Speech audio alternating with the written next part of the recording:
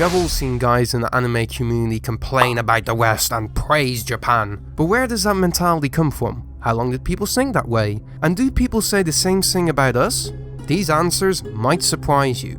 Ever since Edward Said's book, Orientalism, it is defined as the representation of Asia in a stereotyped way that is regarded as embodying a colonialist attitude. On the Wikipedia page of anime-influenced animation, it mentions the term, a new form of Orientalism. Everyone that hears about a culture different to them will always get to know about that culture in a certain perspective. And if you watch a lot of media from a certain culture, you tend to show more interest in that culture because media is a large and important part of culture. And people tend to look at their own culture and compare it to others to see what they do and don't like about that culture or about their own. And this can create silly generalizations or things that simply aren't true. We see weebs doing this all the time, but those weebs don't realize how some Japanese people write the exact same things they do. In my Japanese Family Guy clickbait video, there were comments from Japanese people complaining how uptight censorship and broadcast regulations are in Japan, and act how America is this dreamland where this never happens. And to me, those guys sound exactly the same like the Westerners that say the same thing about Japan. And people have made silly conclusions about Japan 10 years ago, 20 years ago, and even hundreds of years ago.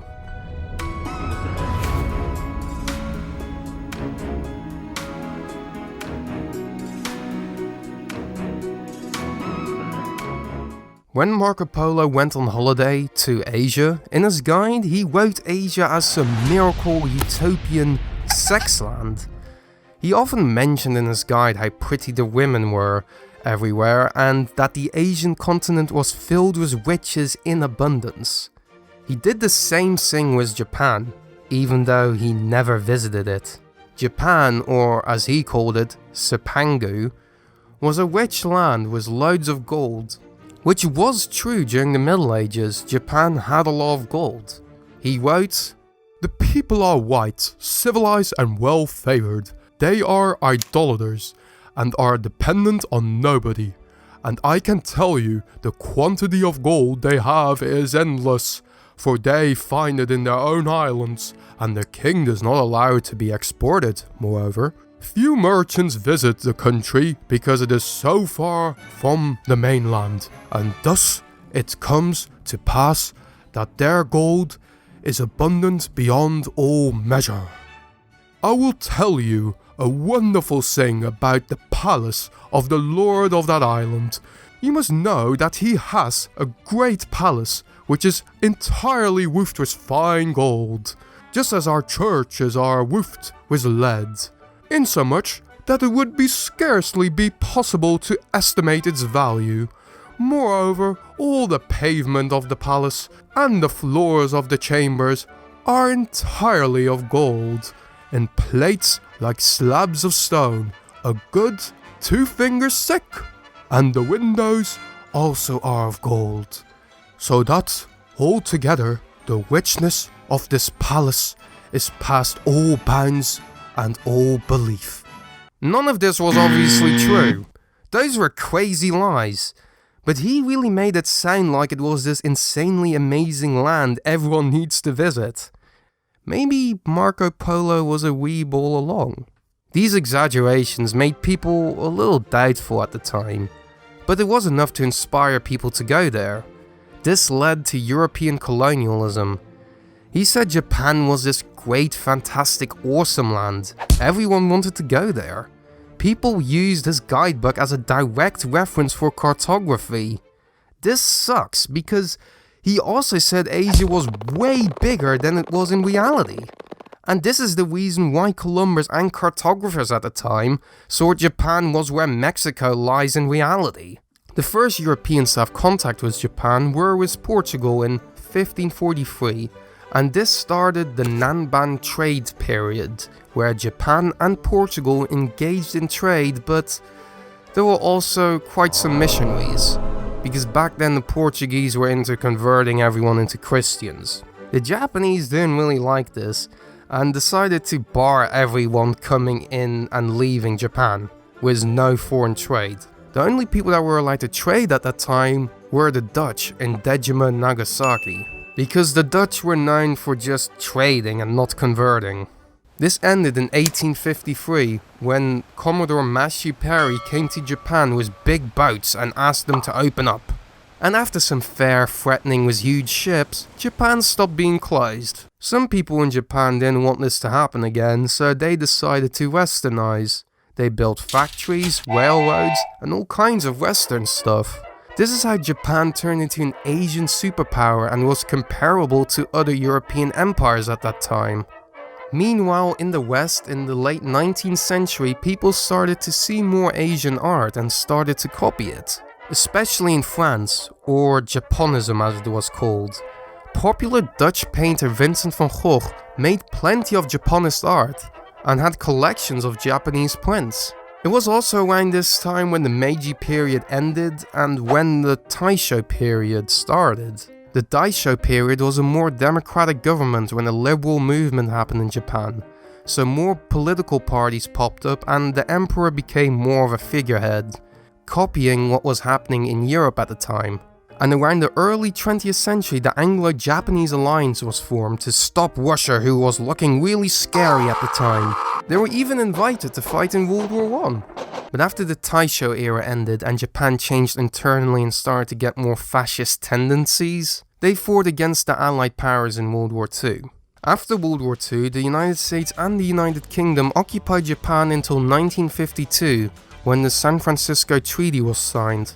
This is when the post-war miracle started.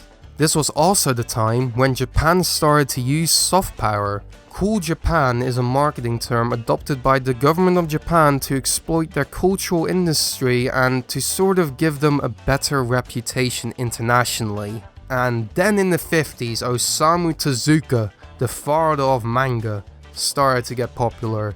He got inspired by art made by Walt Disney. Then in the 70s, the anime and manga industry started to create a fandom outside of Japan, like the animated version of Vicky the Viking. Though technically this isn't anime because it's also made and marketed for Austrians and Germans. And then the Japanese economy started growing rapidly in the 80s and 90s. This is known as the Japanese asset price bubble. This was a time when Japan's economy exploded and started exporting loads of goods around the world for a cheaper price, especially in the electronics and car industry. This caused panic in some countries.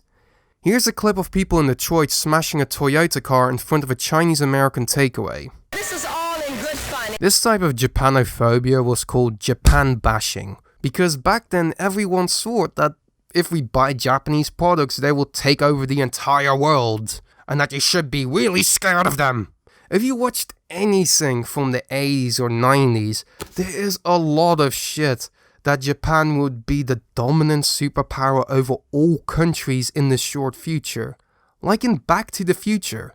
And boy, how wrong they were. This whole foreign superpower paranoia has led to some unpleasant things. Like the murder of 17-year-old Vincent Chin, a Chinese-American that got beaten to death by Chrysler plant supervisor Ronald Evans and his stepson, laid-off auto worker Michael Nett. They beaten him to death because they thought he was Japanese. But this type of racism stopped when the Japanese economic bubble popped and the lost decade started happening in Japan.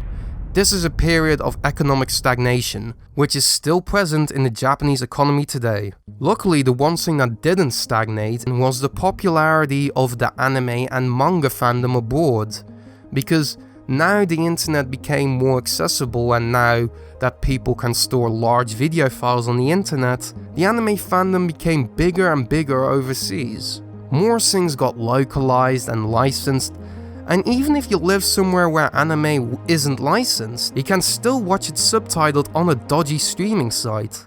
And Japanese media in general is becoming more popular around the world now. So now we are in the present time. So saying that your culture sucks and that others are better is not a new thought to have. And so is saying the opposite. But they both lead to misinformation.